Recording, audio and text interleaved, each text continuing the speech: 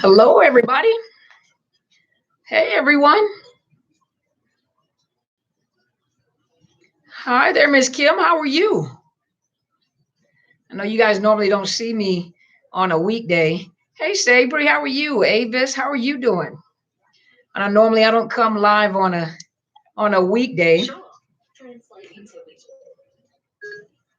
Hey there, how is everyone doing? There's a whole new group of people. How are you guys doing? Hey, Crystal and Laura, Avis, Marvella, Mary, Vicky, how are you? Happy New Year's. Oh, New Zealand. Hey there. Hey, Irma. Hey, Tom. Okay, and that's Miss KH Caroline. Avis, how are you? Hey there, Tracy, Gloria, how are you doing? There's Korea. How are you doing? Hey, you guys, how are you doing? Hey, Stevie Bananas. Oh, love you back. Thank you so much. I appreciate that. And that's Cassia. You haven't been on for a while? Okay. Hey there, you guys. How are you? Australia. Okay. And Poro. First time. Welcome. Thank you so much. Hey, Tracy. Let's see. Who's over here? Deborah. Jackie. How are you guys doing? Oh, thank you, Penny. Thank you so much. I appreciate it. I'm in my office, as you see back here, my little book stuff. Hey, Andrea. Oh, Adriana. There we go. Romana, how are you doing? Hey there. And there's Lynette. Hey, Dion, how are you doing? And Sabri. So I'm reading the computer from a distance. So my YouTube people are way over here. Nice. You like my microwave? Look at my plants up there. My books all back here. Hey. Hey, Dane, how are you? How are you guys doing? It's a pretty color. I would turn around. Well, this right here is just my little sitting space. I usually am in my office over on the other side. It looks better over there. It's buffering. Okay. I'm on the computer this time. If it gives you guys problems over here on YouTube, let me know and I'll put it on the iPhone. San Francisco. Okay. My mentor is in San Francisco. Hey, Macy. My mentor is in San Francisco right now. So if she comes on live, I'll make sure I don't stay on here very long because I don't want to interfere when she's going on live. Princess Kai. That's a beautiful name. Alf, how are you guys doing? Just online for a bit? Okay. Well, I'm going to go ahead and get started with our topic. So normally you guys know I pre-record and then I upload it and then you guys have to wait for it to upload and everything. So I was sitting in the office. I was going to sit down and start recording. I said, well, since I'm sitting in the office, let me just go live and talk about it. So, oh, thank you. My little jacket. Thank you so much. So let me get started on the topic. Okay. So, so this is not kind of question and answer. I might do like a little question and answer at the very end, but I'm gonna stick to the topic. Okay. So one of the questions, one of the many questions, a question that kept reoccurring and people were sending me was it was a question on whether or not people that have narcissistic personality disorder actually have dissociative identity disorder, DID, or multiple personality disorders. That's what it was called before. And so, hey there, Buko. And so the question is the difference between narcissistic personality disorder versus dissociative identity disorder, which formerly was called multiple personality disorder. So hold on a minute. I'm sorry. So I'm trying to monitor both monitors over here. So let me explain okay, let me go back. As a mental health professional, and those of you that work in the mental health field, people that you may meet, clinicians, therapists, marriage and family therapists, clinical licensed social workers, those that work in the mental health field will tell you that, a lot of times, hold on, let me adjust this camera over here, okay? I think it's too far up, so I can't really, excuse me, you guys, I'm so sorry. Hold on, let me adjust it.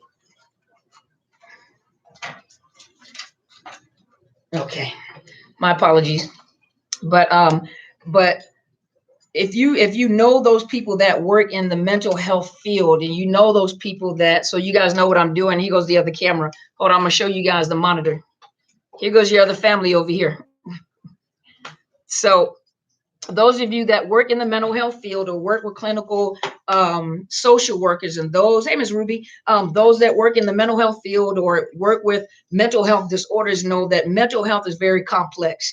A lot of times we can make it look very good because we determine what we're going to work on, you know. So you have those that work like in like mental health agencies, such as mental health facilities or behavioral health facilities, where they have med providers and they have, you know, an entourage of other people that work with them, primary care providers, you know. A lot of us that are private practitioners normally don't take complex cases like those that, you know, for example, schizophrenia, those of severe bipolar disorder.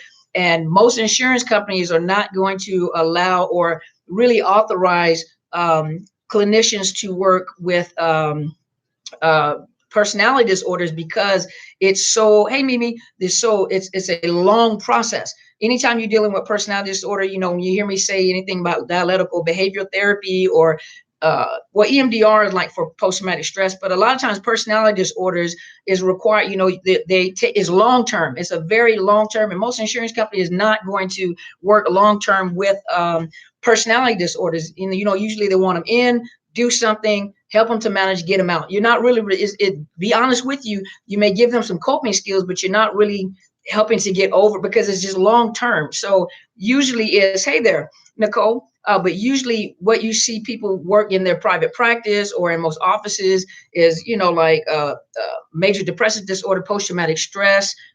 You have people that specifically treat autism, specifically work with personality disorders. For myself, I usually don't take complex cases that require med providers, that require, now don't get me wrong, you do have clients that come in that need med providers, and so I do connect with med providers, but they're not super complex. When you have people, you know, you have to understand that a person that has narcissistic personality disorder can have an array of co-occurring disorders along with that.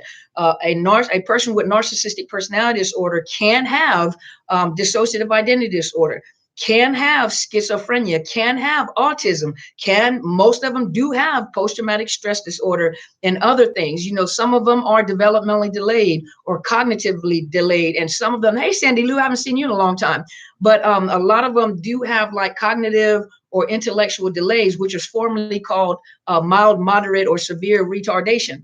And so a lot of times they can have an entourage, a whole bunch of stuff. And so a lot of times when clinicians or med providers or doctors or psychiatrists or psychologists, they're doing these assessments, a lot of times it's very complex because there's a lot of stuff going on at one time. And so they usually have to pick, you know, one disorder that they're going to work after, one disorder at a time. You know, major depression, you know, anxiety disorder, post-traumatic stress, you know, they have to pick what they're going to work on because mental health becomes very complex. It becomes very complex. And when you're dealing with narcissistic, let's go back to the dissociative disorder, which is formerly known as multiple personalities. Now, multiple personalities, or DID, stems from severe trauma that from childhood, some type of severe trauma. Now, not all of it, most of it is, you know, sexual abuse, severe physical abuse, severe emotional, mental abuse of a child. And a child cannot handle that level of stress, that level of trauma. And so what happens is the mind uses its own coping mechanism. The mind tries to, you know, the brain and the mind tries to fix itself, reset itself, protect itself. And the way that the brain tries to protect itself oftentimes is good at it, does it, but it causes dysfunctions. And so what happens is the mind begins to split, and it creates alters, or it splits personalities, and it splits. And I'm gonna tell you what, I'm gonna show you guys what dissociation is, because many of us dissociate often, but not to a point where it's pathological, where there's something wrong. The dissociation, for example, you guys driving down the highway and a lot is on your mind. but a lot is on your mind. You're driving. I'm sorry, you have to be close to the screen to read it, but I'll read it in just a minute. But driving, you're coming home from work, you're driving, you have a lot on your mind, you're driving, and you make it home. And you don't recall how you got home. You don't recall the drive. You don't recall, like, dang, you were on autopilot and you made it home. That's a mild form of dissociation. Or daydreaming. That's a mild form of dissociation. Or some of you guys go through a lot of stress and you just, black out. Or drinking. Imagine drinking. Some of you guys who have drunk yourself and passed out, or you've gotten drunk and you can't recall what you did. People are telling you what you did. You were butt naked on top of a table dancing. You can't remember any of that. You can't recall anything that you did. Well, it was alcohol induced, but you still dissociated. So multiple personality disorder or dissociative identity disorder is a form of it's not a coping mechanism. It's a coping mechanism that happens usually in childhood, where the trauma is so severe. It can be severe neglect, severe physical abuse, severe traumatic psychological abuse, verbal abuse, and sexual abuse, where the person shuts themselves down and dissociates so they don't have to be in the here and now. Whatever is happening, they go to somewhere in their mind, but they do it so often that it splits off into other personalities. You have 2 or 3 identities, 2 or 3 entities, and it splits into different personalities. And oftentimes each personality doesn't know that they're there.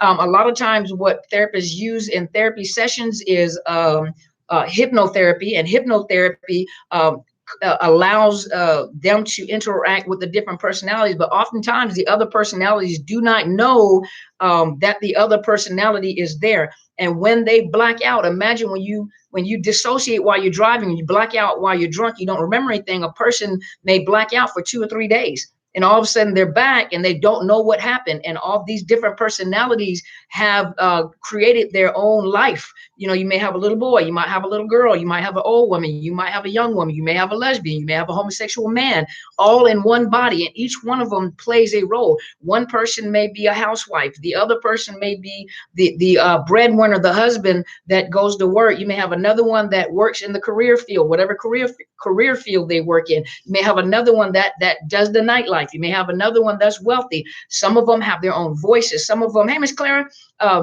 some of them have their own voices, their own style of clothing. And I've said this on another video. A lot of times when you work with psychologists and psychiatrists, a lot of psychiatrists and psychologists have never experienced or witnessed it one-on-one with a client. And so a lot of them are doubtful that this phenomenon exists.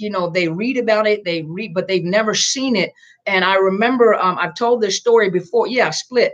Matter of fact, Dane, in the movie Split, the individual that was doing the splitting, that's exactly what dissociative identity disorder is. But not all of them are murderers, but that is exactly what I did is. But hey, Telsha, how are you doing? I know you're in California. I saw that. I hope you enjoy yourself. You get to meet my mentor. Make sure you give her a hug and kiss for me while you're there. I'm excited for you. But with DID, this is a split personality. There's different personalities, and they operate separately from the individual, where the individual, believe it or not, sometimes one has high blood pressure, one smokes, one is a drug addict, and imagine this is all in one body, occurring in one body.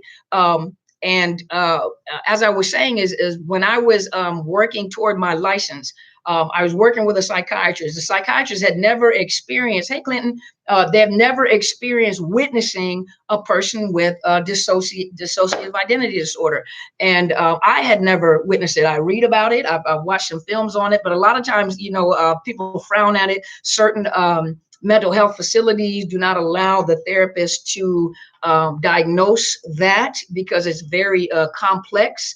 And But I remember I was telling this story. I had a supervisor, and I wasn't really super familiar with the supervisor, and I was working under a psychiatrist who did the med prescription. And I remember I had to do an assessment for this lady. And you know, if you don't know what you're looking at, you know, it doesn't dawn on you until afterward. And so I remember going to get the lady from the waiting room, and I remember her daughter, you know, was telling that I was standing at the door. So I heard her talking to her daughter, and she sounded like a, you know, an older lady, and she was coming, and take it that, you know, I'm so tiny, but she was a really small lady. And I remember she was coming down the hall, and she was talking to her daughter. So she sounded like a regular, you know, older lady. And when she came in front of me as she was walking, I remember she dropped her head. And so when she dropped her head, I noticed, I was listening to her as she talked. It sounded like she was talking like a baby, or like a little girl. She sounded like a little girl. And, you know, I didn't think anything about it. And I was like, I said, oh, okay, you know, so we went and we sat down, and, you know, like I'm sitting here at this desk, she was probably sitting like this way, and I was turned this way. So I've turned sideways, and I remember I looked at her face when she was coming in. I said, hello, how are you doing? I shook her hand, and she sat down at the desk. But I remember she had turned her head and put her head down and was doing something.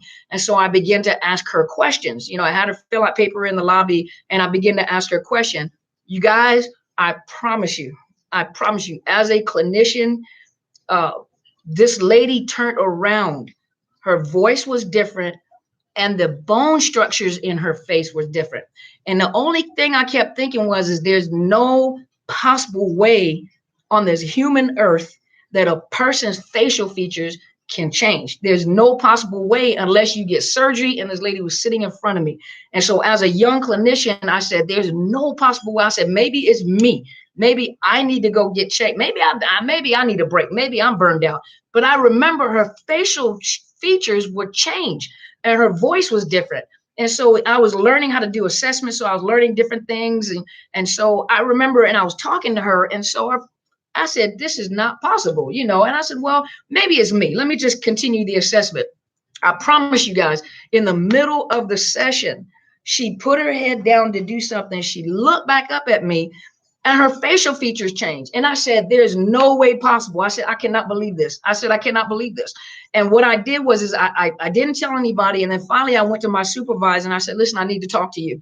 And I'm telling you guys about dissociative identity disorder and what I have witnessed. And so, but what I found out as she was talking to me, she said she was very distressed because she said there are times where she would drive to get to one place, and then she would get lost. And she says one time she was in a whole nother state in the woods, and she was so afraid and so scared. She was calling 911, but she couldn't tell them where she was located. She said, I don't know how I got there. And this happens quite often. And so I finally talked to my supervisor. I said, listen, I said, I don't know whether you're going to believe me or not. I'm just going to tell you what I witnessed. I told her what I saw. I told her what I witnessed. I said, I know you're going to think I'm crazy as a clinician. Maybe I need a break and I need to take some time off. And this is what my supervisor said. She looked at me. She said, you saw it too? And I said, wait a minute. I said, so you believe it? She says she had a supervisor who was a psychiatrist. And she says, I remember seeing it and telling the psychiatrist, and the psychiatrist said the exact same thing. She said, you saw it? And so she looked at me, she said, what did it look like? And so I explained to her what it looked like. And she said, so you saw it? I said, yeah, I saw. I said, please tell me that, you know, I know I'm a young clinician. I know I'm just learning. She said, no. She said, you just witnessed dissociative identity disorder. You watched her switch in your office. She said, most people don't believe it. Most therapists have never witnessed it. And so that is dissociative identity disorder. So that's distinct, you know, identity disorder where they switch from different, even change facial features, change appearances, the way that they talk, the way that they act. They don't even sometimes know that the other personalities are there. Okay, so that is dissociative identity disorder. Now, when you're talking about narcissistic personality disorder, a narcissist knows very well what they're doing unless they actually have DID. Now, if they actually have DID, one or two of the personalities may have narcissism, but the other ones won't. Now, I know most of you that are not in the mental health field, like, how is that possible? The brain and mental health is a very interesting field, put it that way. It's very, they're not conscious of it. But a narcissist is conscious of what they're doing. They know very well what they're doing. And I said in another video, and my mentor said it, and it made sense. It dawned on me because I watched this happen. Remember when a narcissist is love bombing and presenting themselves to a new supply, they're taking the personality traits and the characteristics of the primary supply, and they take that and they present themselves like that, and the role that they played in that relationship, they present that to the new supply. So really the new supply, which most of you guys hate, and and they probably hate, and it's crazy because they probably hate you, but yet they actually fell in love with your personality. They fell in love with your traits. They fell in love with your characteristics. And then after they fell in love with your characteristics, that's when the narcissist begin to watch and mirror and starts replicating and duplicating and changing their looks to fit that person or fit in that chess game or that playing field for that particular supply. Now, the other thing is especially if they have, other sources of supply, a lot of times you'll notice that when they call, they may not ever say your name. They may say, "Hey, babe," or they may say, "Hey, it's me." But you notice that they may never say your name. They may give you a pet name because everyone they call will have that pet name. Or they'll say, "Hey, it's me." If they're called, "Hey, it's me," or they'll say, "Hey, babe," or whatever pet name. But each and every one of them, if you actually ask them, they have the exact same pet name as you do. And this is to make sure that they don't slip up and call one of the sources of supply the wrong name or call you the wrong name. So they purposely know. And sometimes some of you guys that have been in a relationship with a narcissist notice that they have slipped up and said something to you that was not a part of your relationship, or may have called you something, or may have, they may ask you like, "Hey, why don't you go get a tattoo on your shoulder, on the middle of your back?" Because that's coming from all the years you've been with the person. They've never said anything about tattoos. Now all of a sudden they're talking about tattoos because that comes from another source of supply. Because they're trying to make you look like the other person, or they meet a new source of supply. But remember, the traits that they pick up on that new source of supply, or the traits they picked up on you, are actually the traits that they like. That's the thing, that they hate you as much as they do, but yet they take your traits and your characteristics and your personality and take them as their own and present it to someone else. And then when they begin to mirror that new supply, when they're mirroring this new supply, they're taking the traits from that supply and the characteristics from that supply to mimic that supply, but they're taking the characteristic traits that they like, that they admire. And so it's crazy. If you think about it, it's crazy for them to hate, for them to hate Asia. Is crazy for a narcissist to hate you. And it's really not that they hate you, is that they hate your qualities. And so they get with this new supply, but they take all your qualities and your characteristics and they present them to this new supply. Then the new supply, hates you, yet the new supply fell in love with you, fell in love with your personality traits, fell in love with your characteristics, fell in love with the way that you think and the way that you act. So really it's crazy because the new supply fell in love with you, and now they hate you. But now that narcissist begin to duplicate, mirror, and begin to act like that new supply to fit in their world, to fit that character role that that person has presented. And so the question was, can narcissism and could it actually be multiple personality or dissociative identity disorder? Is actually not. It's two distinct things. One, the DID or the did, they don't know that they're switching. A narcissist knows that they're doing it. So they have to come up with, just like phone numbers in there, they have to put reminders in there to remind them who they're calling and who they're talking to. If they make mistakes, just like shuffling, when they make mistakes, it's too many. So they're constantly thinking, they're constantly trying to figure out how to play this. That's just exhausting. That is entirely exhausting. So hopefully that answered that question. That was a question that was asked several times in reference to the difference between the two disorders. But remember, in the mental health field, it is a very complex field. It is.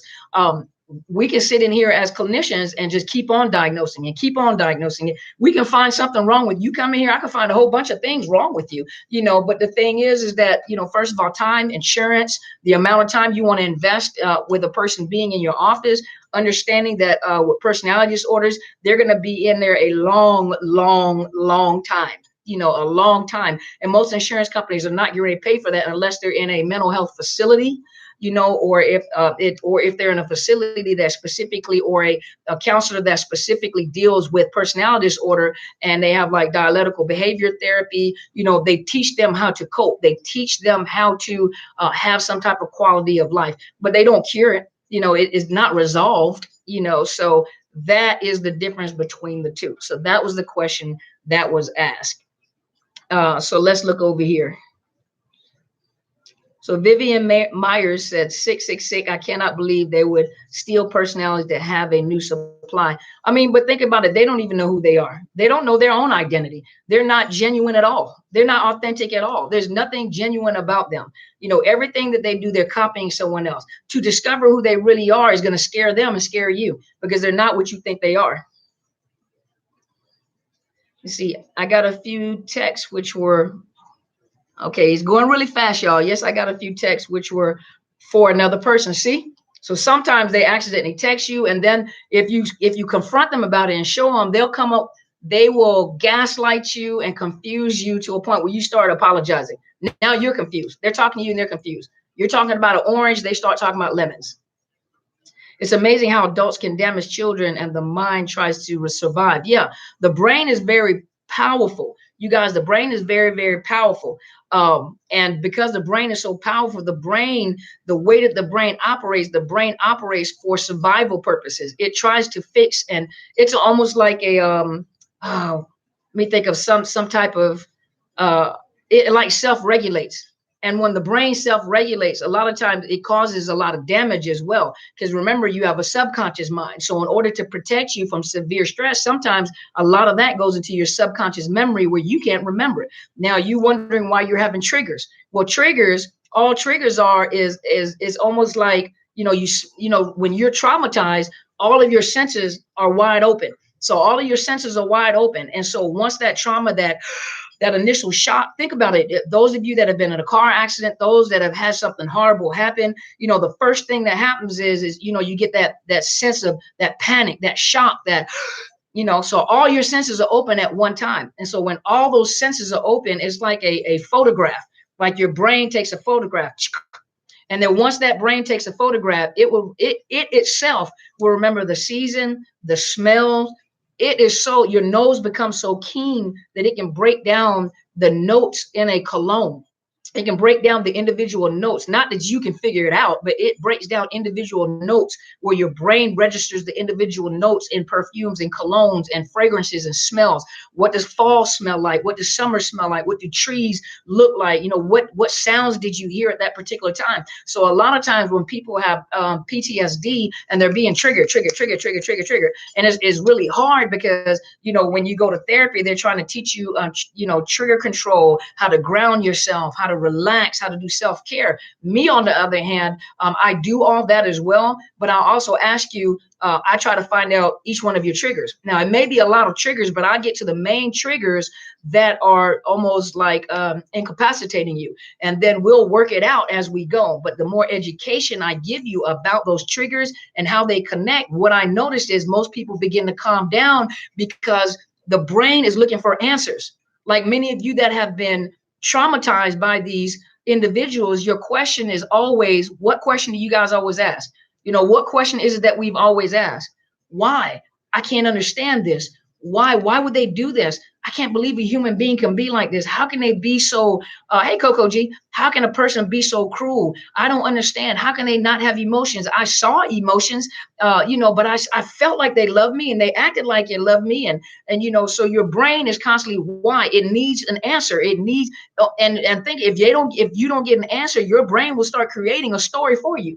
And a lot of times that story is dysfunctional. That's why a lot of times you end up staying with that narcissist longer than you should, because your brain has rationalized and normalized for you. It's trying to regulate. I'll give you an example of regulation. I drive a stick shift. So on a stick shift, those of you that drive stick shift, well, that's the big secret for us mature people, stick shifts and cursive. So the young people don't know anything about a stick shift and cursive, but stick shift. And a stick shift, you guys know that you are in control of that engine, when to shift, when to, you know, shift to give that engine its release to go, right? And then you know when to downshift. So you are responsible for shifting up and shifting down, going up hills. You know when to shift. So you are familiar with the engine, and you know when to shift on a automatic. The automatic, if you listen to your car, when you guys see some of you guys are gonna get in the car. If you listen to your car, you can, the same way that stick shift is shifting, you know, you can hear that stick shift changing when you're doing it yourself with that clutch. If you listen to your automatic car, you can hear the automatic transmission shifting. You can feel it when it pulls and then shifts, pulls, then shifts. When you slow down, it slows down, but you can hear it. You can hear it when it revs up and then shifts, revs up and then shifts. And so your brain is like that. It automatically tries to self-regulate to catch itself. And a lot of times while it's trying to regulate, it's causing more problems because no one is interjecting to give that brain answers. And so most of you guys, I don't understand why. So the question is why? You have to understand that when you're dealing with a personality disorder like this and a person that has narcissism, that is where they get their most fuel, is that they'll never answer the question. They'll never answer the question. Doesn't matter. You'll never get closure from a narcissist, and you'll never get your answers from the narcissist. The crazy thing is your answers come from the education you get about the disorder.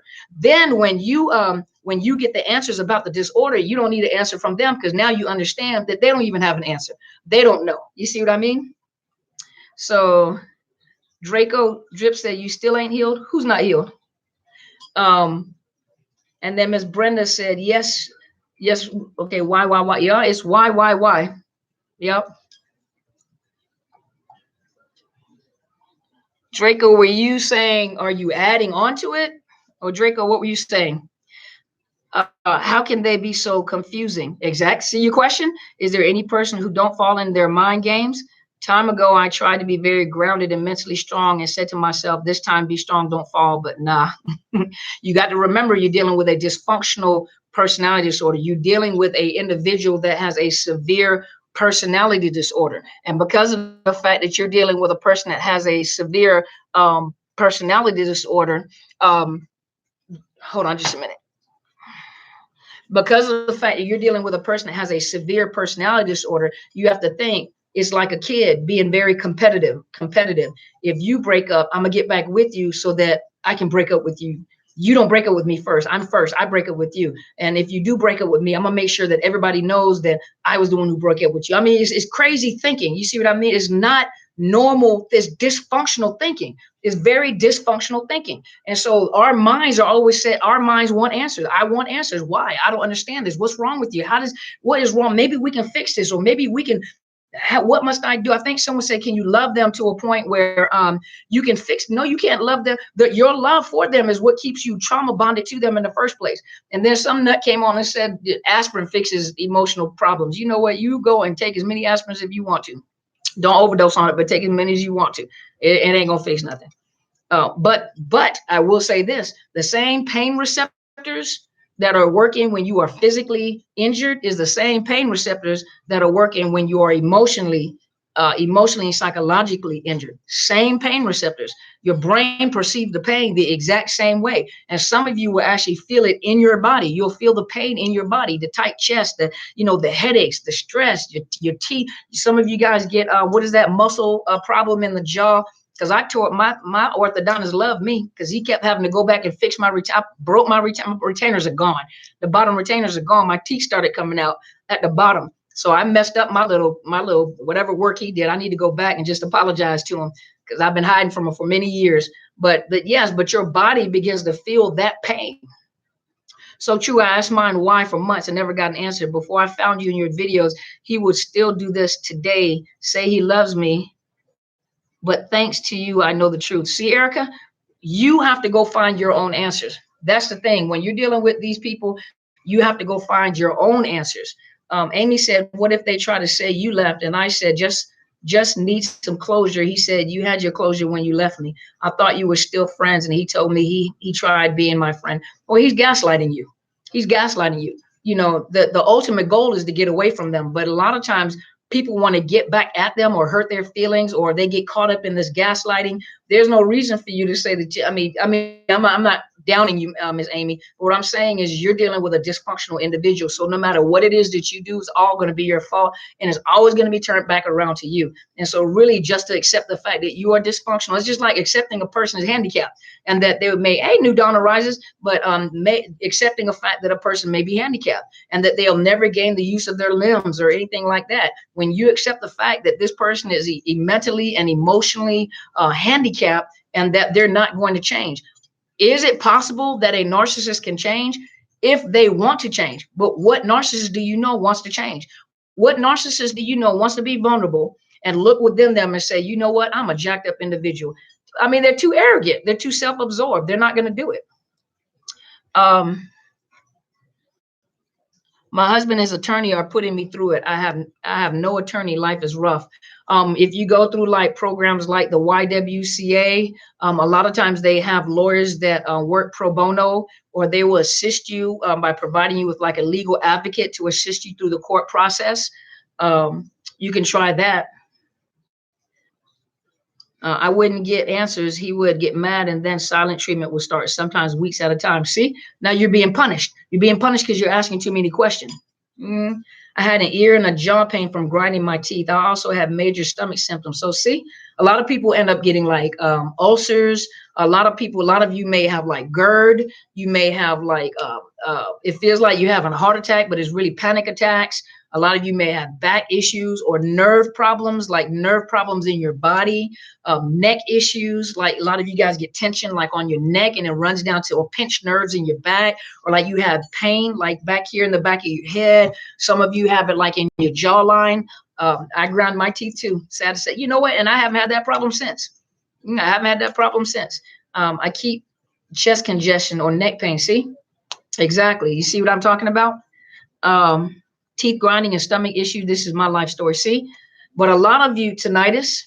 See, tinnitus, hearing loss. See, hey, Miss Arlene, how are you doing? That's my little Canadian. Hearing loss. What else? Is it possible to grow up in a family where most of them are narcissists? My family says it's me, not them, because I'm the one who's different and not like them. You're probably the scapegoat. You are probably the scapegoat. Do you guys know where the term scapegoat came from? You guys mind me telling you a little Bible story?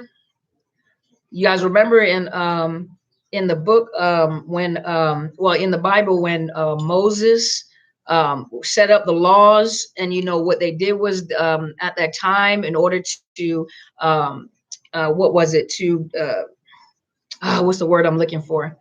It was basically the scapegoat. You know, basically what they did in Israel at that time, they would take 2 goats, and then the priest would like transfer or you know, put the sins of the people on the goats and then release them out into the wild, you know, let them run. Those are the scapegoats. They took the sins of the people and ran. So think about it. Yeah, the scapegoat. Exactly. Yeah, the scapegoat. That's exact. Scapegoat is actually the scapegoat that escaped and ran with the sins of the people. But think about it. That's what a narcissist does. They put all their almost evilness or their dysfunction, or they put it on that scapegoat. So that scapegoat becomes the problematic child in the family.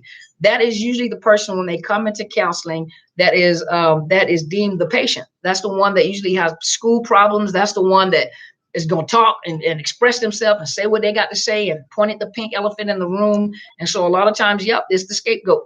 Yep. Let's see.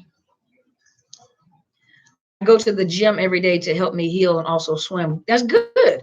So you're giving your body a break. Janice said it's hard to be firm when the kids are involved with the narcissistic father. Absolutely. But you don't have to entertain this conversation, basic conversation. You have to be careful because he'll use the kids to try to get conversation with you. You have to stand firm. How do you deal with the narc trying to force a friendship between his new supply and your kids?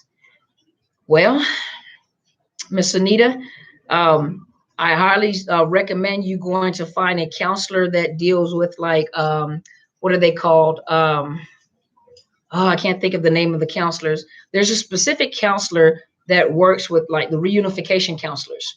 And you can talk to the reunification counselor and make sure that it's documented, you know, because really you can't, no matter what you say to this narcissist, they're not going to stop doing it. And, you know, even when you say, watch the video that I did for the kids, I think I did the video for the kids yesterday. And it was, what was it? It was the scapegoat. It was the golden child, the scapegoat, and the lost child. But I did talk to the kids in reference to some of the questions that you were asking. Hopefully that video may answer some of your questions, because no matter what you say to that narcissist, that fuels them to keep doing it.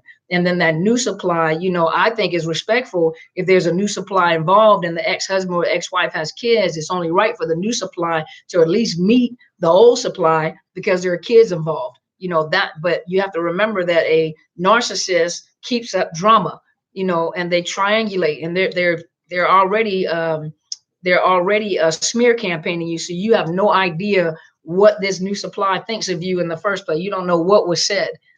Amy says, we haven't talked in 2 months, but I still go through feelings of maybe I was the problem, maybe I'm tripping. He was truly a narcissist, but there was way something. I'm a scapegoat, I understand. See, Roxy? See? Did you get my email, Roxy? Why do they always compare people is completely irrelevant to the conversation. Because they're triangulating. If they compare people, it'll make the new supply compete with what. Normally when they go to a new supply, even though they smear campaign you, they talk about you a lot. And they talk about you to a point where the new supply wants to know something about you. That new supply secretly wants to know about you. How do you sound? How do you look? You know, how do you talk?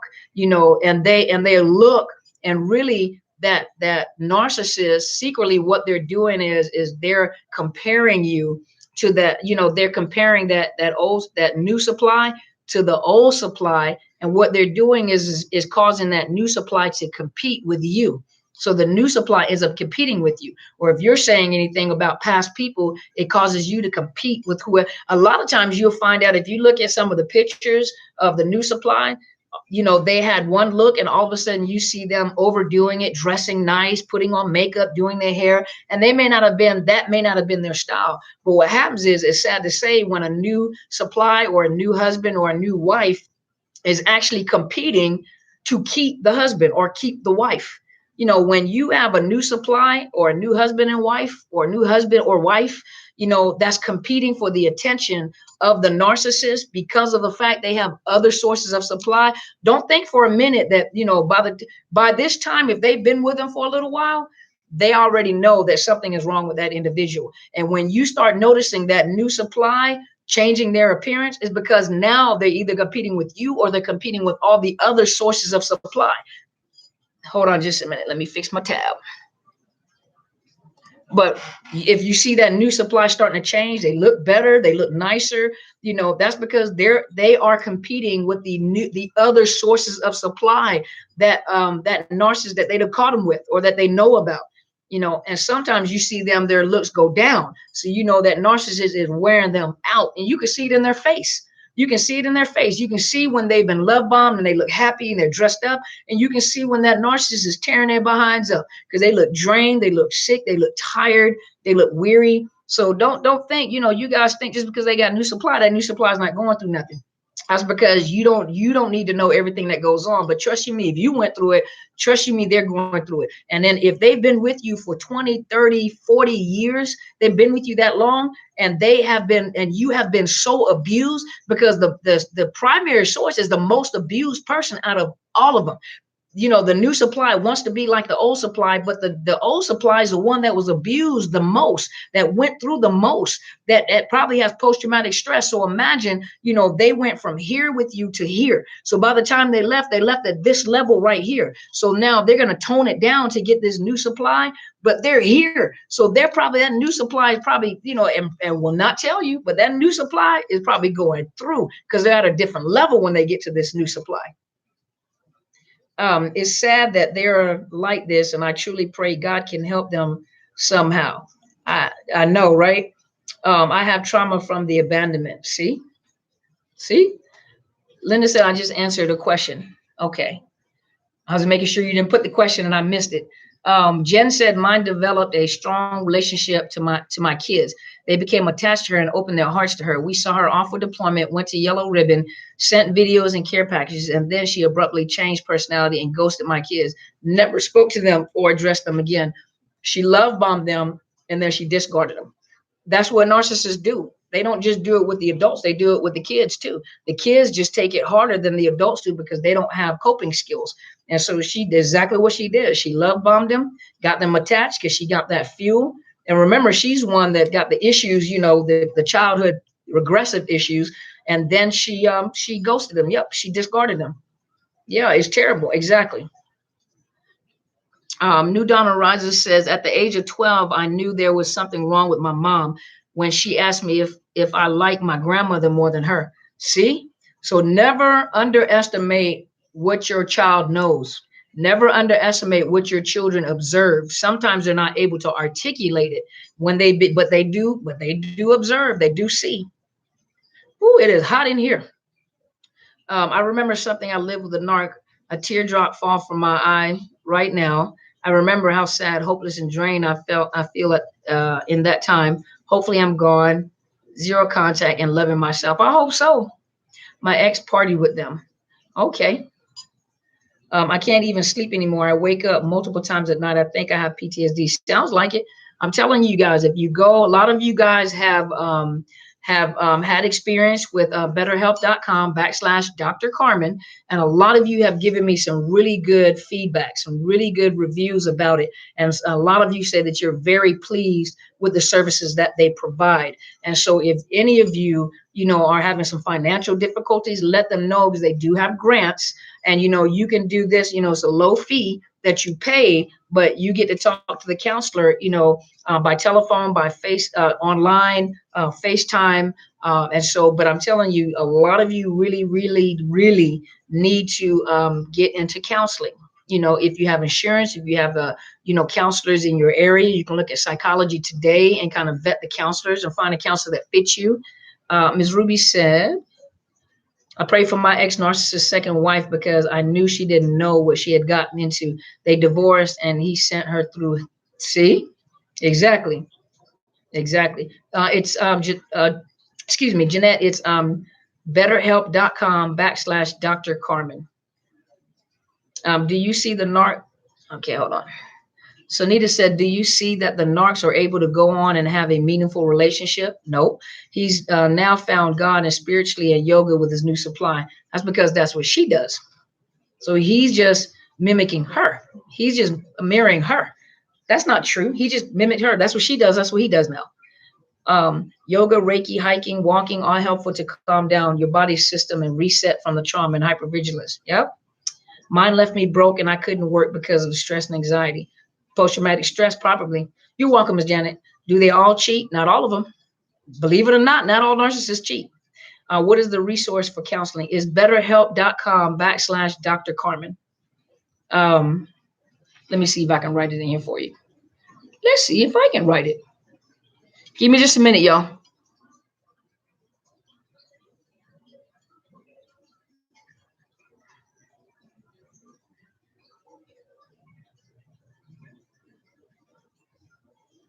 It is hot, y'all. It is hot in here.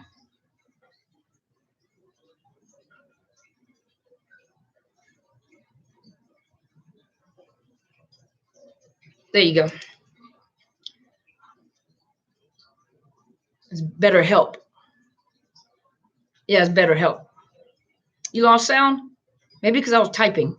Let's see. Love Goddess says, my ex-husband wants to say he wants a child now. It's like, well, we're divorced, so why are you telling me you want a child to hurt me? I told him that he will find someone one day to have a baby with. It's just to hurt you. That's all it is. That's it. It's just to hurt you. Let's see, there's no cure for narcissists and life with them will just get worse. They say that once you know, you go. Absolutely, for your own sake and health. Yep, exactly. Yep. When I told my narc father I was sexually molested as a child, and that's why I'm in counseling, he says, so what? Well, were you sexually molested by him? Because if that's the case, You know, he's not going to care less, but he's a narcissist. So why would he care? You're not coming to him for help. Why don't all narcissists cheat? Well, you have the somatic narcissist, and the somatic narcissists are usually into their looks, into image, into sexual promiscuity, and they have to be seen. They have to be liked. They're usually funny. A lot of them are, have money, may have good jobs or whatever, but they're the ones that are going to show out. They're going to buy them a Rolls Royce and they work at McDonald's, but they're into material things. Then you have the cerebral narcissist. The cerebral narcissist gets their fuel from those that are intelligent, because they're smarter than the average. They're always outthinking someone. They're usually educated, well-versed, very articulate. A lot of them, each one of them, the cerebral and the somatic, they're looking for fuel. They're looking for fuel. But a lot of times, like the cerebral, for example, sometimes with the cerebral, they're so into brain fuel, into getting brain fuel, that they're not very interested in sex at all. The only reason why they use sex is just to love bomb and get a person addicted to them. And sometimes that sex is very good. For some people it's very good, and for some of you guys, it's garbage. And so, but for cerebral, that a lot of them are more into the intellectual, the people that have knowledge, the nerds, the thinkers, business people. And so, like I said, a lot of them, you got them. Hold on a minute. Give me a minute. Okay. But, hold on a minute. Okay. But anyway, you got some weirdos on here, so I was taking care of them. But anyway, like some of the cerebrals, there's brain fuel, it's thought fuel. And so a lot of them are not interested in sex. And so with the cerebral, a lot of times they're not interested in sex. They'll use sex in order to hook a person, but they don't, a lot of them are not really interested in sex. So, and a lot of them don't cheat, because they much rather get that thought fuel, that brain fuel.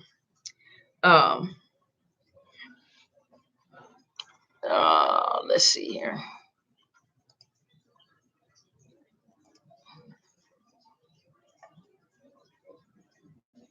All right, just getting some people off of here. Okay. If a narc cheats, he will cheat again. Oh, absolutely. Absolutely. Okay, give me a minute, China. There we go. I had to block some people. Mine sent someone for a month. Mine seen someone for a month and was already getting hateful with the new supply. See, some of them get to a point that they can't hide it anymore. Some of them are out of control and they cannot hide them at all. Our therapist pointed out that the disconnect with what the narc said about how she felt in her flat effect. Yeah, see, because they don't have that emotional empathy. I was married for a year and a half. 2019 was suffering a year for me, but I got through it. And you will. You guys have more resilience than you think you do.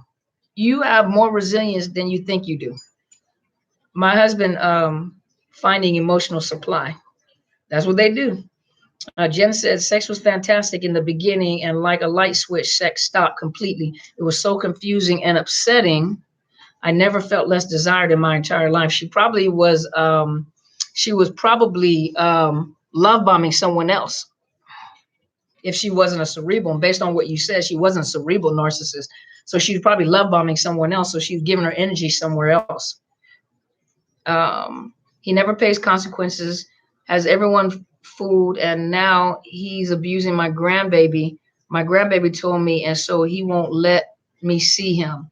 Oh, did you find a way to report it or anything like that? Did you find a way to report that? Was with the narc for 8 months and no pics of us, but he would show me a picture of him with another woman, same features, because it was meant to hurt you.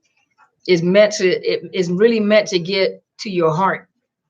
It's really meant to get to your heart. Penny, if you find anything about him, laugh and laugh, girl.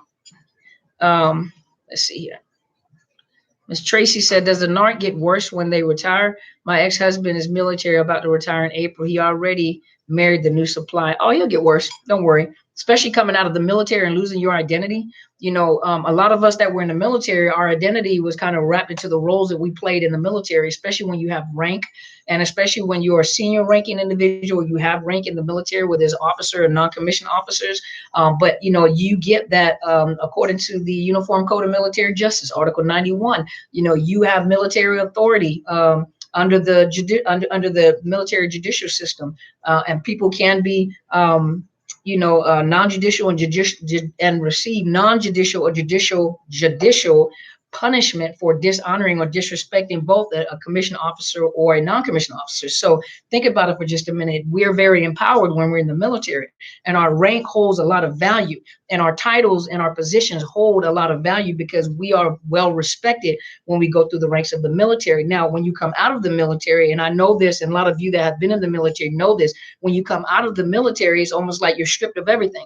You have a retiree ID card, and then you still have, you're retired, whoever you are, but no one respects you the same way they respected you in the military because they don't know who you are. So it's not like you could talk to people like you used to talk to people. So you kind of lose your identity, and you lose your self-esteem and a lot of time your self-worth, because your self-worth and your identity has been wrapped in to the military and the role that you played there. So I guarantee you this, that narcissist, once he get out the military, he's going to lose his total identity. And so he's going to plummet. And so he's going to get worse. And that new supply, I guarantee you that new supply is going to get it. He's going to get it. I don't understand how a father can treat his daughter like she's nothing. I'm tired of trying to get his approval because he's a narcissist. He's a narcissist. Hey, Kamira, please explain alcoholism and narcissism and how to bring up things they do when abusing alcohol. What does a normal person do when they abuse alcohol? What does a normal person do, when they're abusing alcohol? Is no different. Remember, narcissism is one thing, alcoholism and drug abuse is something else. So a person that's addicted to alcohol and drugs, they act out of a character anyway. So you have a person as a narcissist and as an alcoholic and a drug addict is just enhancing their narcissistic personality dysfunction, just making it worse. And a lot of people like that don't have narcissism and they have drug and alcohol problem. That don't have alcohol problems, think about it for a minute. Sometimes they blame the alcohol or the drugs for the abuse, and it's not the drugs or the alcohol that causes them to abuse. They have a drug and alcohol problem. So you put those two together, two different problems, but it just enhances it. My narc has hit rock bottom. He's homeless and comes and knocks on my door saying he's hungry and cold. I hate to sound like a narcissist, and I apologize, y'all. Hold on, let me read this comment again, okay? Janet said, my narc has hit rock bottom, or bottom rock. He's homeless and comes and knocks on my door saying he's hungry and cold. Hold on. Let me find a cup.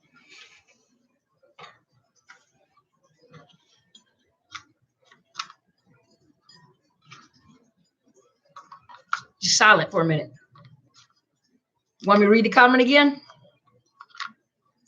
Miss Janet said, my narc has hit bottom rock.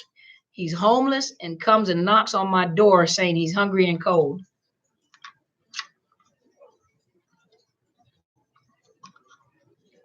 I don't know how to answer that. What did he think was going to happen? Think about it. A narcissist doesn't even know consequences.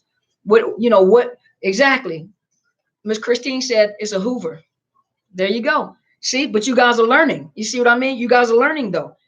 He's hoovering you. It's called karma. See what I'm talking about? That's what you would consider karma, or what comes around goes around. Think about it. He's hoovering because he has no supply. So he goes back to the good supply he had at one point in time. But I'm telling you, if you take him back and he builds himself back up again, don't be surprised. He's going to be exactly the same. He's not going to change. He's going to change. He's not going to change. I'm sorry. He's not going to change.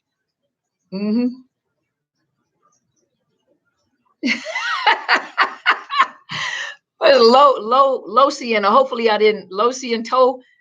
said, tell him to be a pioneer. That's a good one. He said, tell him to go be a pioneer. Yes, right. A leopard never change his spots. Never. Tigers never change their stripes. He's going to be ghost. Exactly. They only get worse. Exactly. They themselves and put you in that same problem. Exactly. Imagine if it was you, though. Imagine if it was reversed. That would be a perfect way to get supply out of you. I mean, fuel, to get that ultimate fuel out of you. Don't you take them back. So who is this? Hold on, let me find you again. Benendria Williams said, don't you take him back, girl. You got a support team over here on the other side. Oh, thank you, Miss Judy. Do you have your own experience with a narc, if you don't mind me asking? Absolutely. 22 years, plus, from childhood, all the way up. Almost 50-something years. Yes, ma'am, Miss Jody. Call a Bianca Swain said, tell them to call a homeless shelter. That's a good one. Y'all funny. Hey, Diva. Hi, I'm new here and enjoying because I have learned a lot within 20 minutes of me watching. So you make sure you go check out my YouTube channel. My YouTube channel is Dr. Carmen Bryant, Overcoming Narcissist Abuse. And I think there's almost, I don't know you guys, there's almost like 300 some odd videos over there. And whatever topic you're looking for, I guarantee you'll probably find it. Jen said, tell them to run, Forrest, run as fast as you can till them little braces fall off your legs. Narcissists are instantly drawn to me, makes me so cold-hearted. So Stephanie, you got to find out why they're drawn to you. There's something in you that's like a magnet that's pulling them. So that means you need some healing to demagnetize yourself. Yep, heard that story too. Knocking on the door, don't open the door. Macy F said, yep, heard that story too. Knocking on the door, don't open the door. I'll answer for you. And she said, I'll answer that. I literally love you. Thank you, Miss Bianca. Y'all hilarious. I like you guys. You guys are fun. You watch my videos? Thank you so much.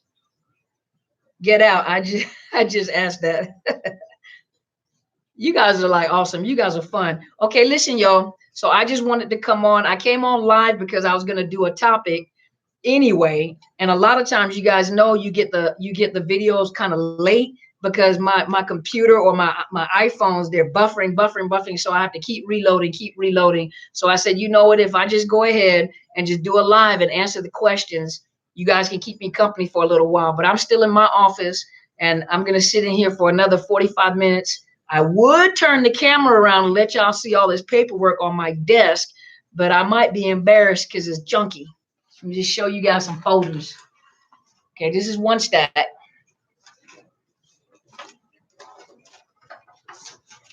Another stack, another stack, and then I'm my own builder. Another stack. So I'm kind of in here a little late today. So I am going to get off so I can do a little work. I'm going to do about 30 more minutes of work as fast as I can and watch me some science channel over here and then just enjoy my little downtime for a minute. I would be at the house asleep, but I'm gonna go ahead and knock some work out and everything. But thank you guys for keeping me company. Thank you guys for allowing me to teach you guys. Yeah, you hate billing? Oh, that's right, you're a therapist, Jen. Do you do your own billing? No, Jen, are you a therapist? You're a therapist, right? This is my first time watching you. I humbly appreciate it. Oh, thank you so much, Janet. I appreciate it. Hopefully I answered your questions tonight. Good luck with you. I know, right? Thank you, Jody. I appreciate it. I'll probably lean back in this chair. You're a therapist. Do you do your own billing, or do you have someone that does your billing for you? Oh, that's right. You are a therapist. That's right. Your name is just shorter. So Jennifer. Okay, duh. Okay, my bad. You're welcome. You have to focus on you after you know you were brainwashed by the narc. Absolutely. Oh, thank you so much, Erica. I appreciate you. You're welcome. Yeah, you do your own. Okay. What program do you use? What program do you use? I use Office Ally. What do you use? First time see you, Elijah. Oh, thank you so much, Lizette. I appreciate it. Worst and yep. Hey, thank you guys so much for hanging out with me. It is hot in here. They're doing some work in this building, and so they had a lot of the HVAC. They had a lot of them come in here, and I do not enjoy it at all. You use therapy notes. Do me a favor, Jen. Email me because I want to ask you a question about your billing and your notes because I got a lot of work. I have a lot of work to have to, you know, if you guys ever go, thank you. If you guys ever go into private practice, especially as a practitioner, first of all, it is a very fulfilling job to be your own boss. It's very fulfilling to, you know, have your own office, your own space. And yeah, Office Ally is great. It is. But I know that what I think therapy notes, I think they have like a biller that you can hire in the therapy notes program. You can hire a biller. But I just wanted to ask you, you know, like, how do you like the program? Can you email me? I'm going to ask you how you like the program. Just tell me something about the program. Because I had a free like 7 days or something like that. But I never went in there and did anything with it. But yeah, you guys, you know, it's beautiful. It's wonderful. Is that KH Carolinable? Says, I watched Surviving R. Kelly and he was a complete narcissist. I think someone said it on one of the interviews too. Said it on when they were doing the interviews. I think one of the doctors or something said it, said that. I mean, everything that we talk about, I mean, you guys are becoming well versed in narcissism. You guys are beginning to understand, you know, but hey, you guys, I'm getting ready. Thank you so much. I'm getting ready to get off. Okay. So I'm going to do, thank you, Ms. Jen. But I'm getting ready to get off, you guys. And I am going to do some work. I'm going to sit in here and do some work, but they've been doing some work in the building. So they came in because it used to be really cold. It's getting cold outside now. So it's real cold outside. And usually it's really cold inside the building. But they came and did some work in the building and I'm burning up. And I got this big old sheep jacket on. So I'm burning up in here. I mean, I'm not complaining. You know, I'm not complaining, but it is hot in here. But no, you can't make this stuff up. But thank you guys so much for, thank you. Hey, Telsha, like I said, when you get with Apostle, make sure you take a picture and send it to me. But you'll love her. You're going to love my mentor. She's an awesome lady. And you're going to meet her on Sunday. She's a very kind-hearted person, very powerful lady. And Telsha, you're going to get a lot. I knew when I saw your name, I said, wait a minute, is that Telsha, the one I think that's Telsha? So I didn't want to say anything. I said, I think that's Telsha. That's Telsha. So yeah, you're gonna really love Apostle Helen Sadler. You're gonna love Destiny Helper when you meet her on Sunday. Please go. Yeah, please go meet her. Meet her and Tasha. That's my go be great girl. That's my partner in crime. It's my little big sister. Thank you so much, you guys. Well, what movie was it that you told us to watch on the Narcissist? It was what was that movie with Dirty John? Is it Dirty John? It was Dirty John. Dirty John was about a narcissist, a psychopath, malignant narcissist. But watch that. Everything that we talked about, you'll see it. Go watch her Surviving R. Kelly and tell me what you think about that. Thank you, Miss Nicole. Thank you guys so much. I appreciate you guys. Do you ever take a vacation? You deserve it. Well, I went to Leavenworth in the Germantown during the holidays, but my daughter asked me to let it be. Oh yeah, Venom. Yeah, that's the other one, Venom too. Go watch Venom.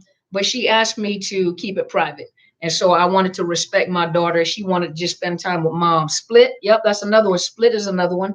But she asked me to keep it private, so I did. But vacation, I really haven't had time to do it. I really would like to. Where I really would like to go, I just want to come to Los Angeles. I really want to go to the Universal Studios, and I'd like to go see the Wax Museum. And so I'm thinking about taking my daughter there.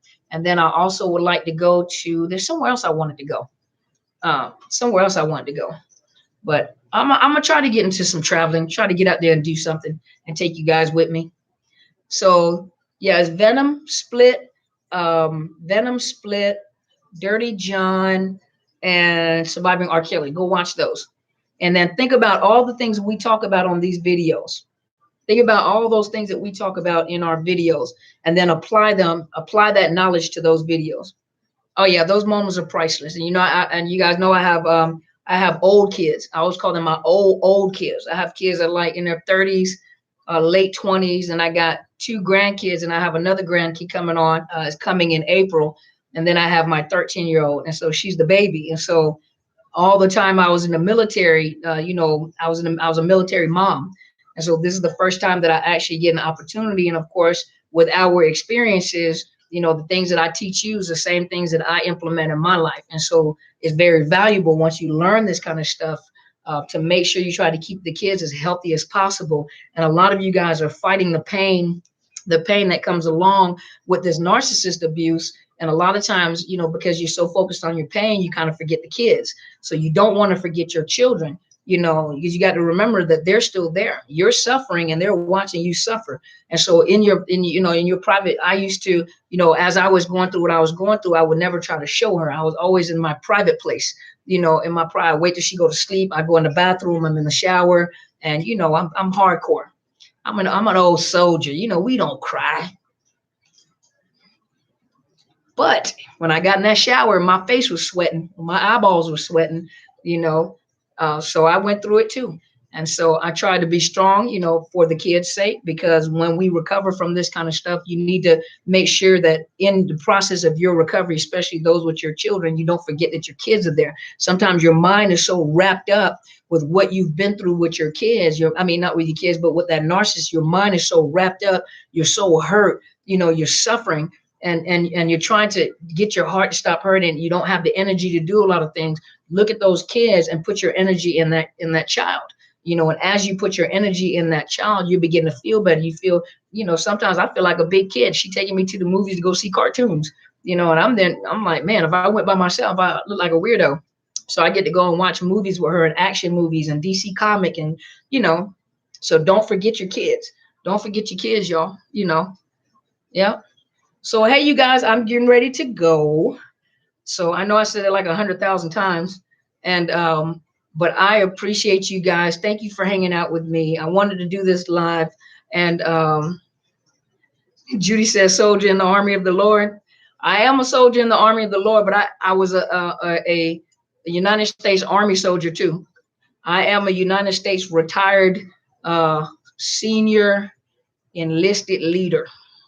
So I was a senior enlisted leader. I'm a retired U.S. Army soldier and a soldier in the army of the Lord. I am. I was actually in the physical army too. So you guys have a great night, okay? I just wanted to see whether this is going to work on my computer. Does the picture come out pretty cool? Is the picture okay on the YouTube over here? Because I know it looks a little different than when I do it like on my phone. It looks kind of like fuzzy. It doesn't look very clear HD, and I know it looks really nice over here on YouTube, but I'm a teenager with adult children. Yeah, that's what I said. I told them, I said, y'all older than me now. And they just look at me and shake their head. I tell them, I said, y'all getting older than me, because I'm stuck at like 32. So, but thank you guys so much for being here. Oh, it's good. Yeah, I don't like the quality of the picture on this computer. I wanted to try it out tonight, so I said, what's the best thing to do but to go ahead and make a video? So I tried it out. I don't really like it. It's not really HD. Doesn't look really nice, but at least you got a big old giant picture in there. So, but thank you guys so much. You guys have a wonderful night. Hopefully you got something out of this video. So thank you guys so much for tuning in. Thank you for hanging out with me. Thank you so much. And you guys have a wonderful evening. Now, if you come over to Facebook over here, I'm going to show Facebook my office. So if you guys want to come over here to Facebook real quick, because it's mobile, I'm going to take these guys over here on Facebook. I'm going to take them over to my office. I'm going to show them my office. So if you guys want to come over here real quick, I'm going to give you guys a little tour of my office. So you guys have a good night, okay? Thank you guys so much, YouTube.